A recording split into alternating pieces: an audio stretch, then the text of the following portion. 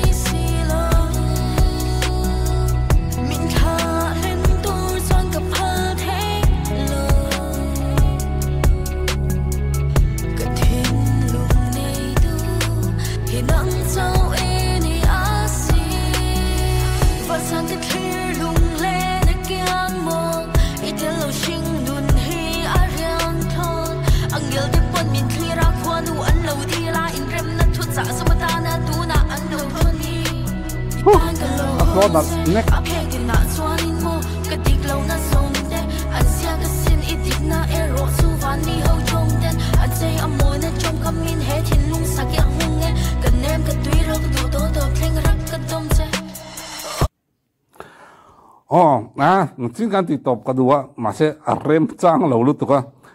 upload aron rep sau lại với cái upload vẫn là tập em xem mi kan soi le soi nuôi ati rat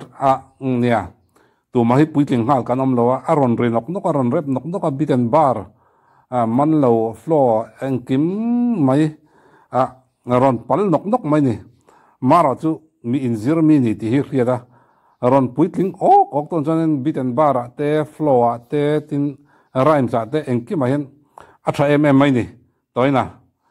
tin hey katun lai kan rep par ho chu new school nitlang pui jela old school chu tem cho kan na ya repara poen chu ta jon nei repara zai le singer pa ngai zai chu ai nang thai lo phrim te na man chi pon lo amaro chu siami azai azai thiam he tiang he ang tin nga rom puat chu tai a soft lutuk ril hunai aron puat chu pui jo nianga anal nik le hala kalau bulok lawa hi tunlai kanom sam lo wangin ka khoi nem lu tuk lawa enge mo zual za pui hi chu kan mu mai thina ma sei kan mu mi alawa komena anon soya he ka tia siami channel ka lo en lo lu tuk ka kain thiam lo zo ka du nu ni miawa a chan chu siami chu ka du wa mi huai sen ma ni ma ton ngam indom kun lo chi khan ve tat maya ka du chi ni tiang mi hi tin tuna a hi avanal ve ke ma pon hei rep lampang chu kan kum ke nyang kuma chonin han ngai khak tuk han ngai tha tuk chu an tlem viau to in karinga ngai tha pe hin om karing lo amar chu hei chu ka ngai tha don a flow na lutuk tin abitan al re boxia chu mi pialama siami o sial top anal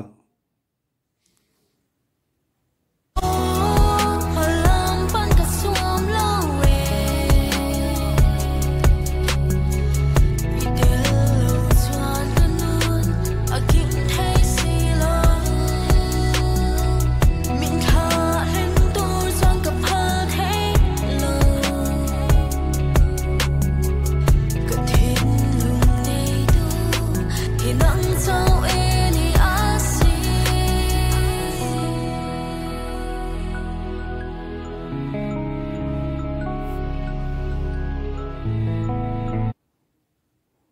rep lutuk ringot hey filter nen po onal lei thei mi lo onal lei thei lo antila onal o zoron filter mam tho nanga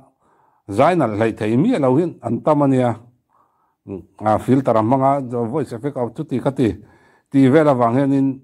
mikring dem ngot thei pon lo in social ngot thei pon lo chung zong nen po zainal thei mi lo hin tam lutuk ti riatur siam la thar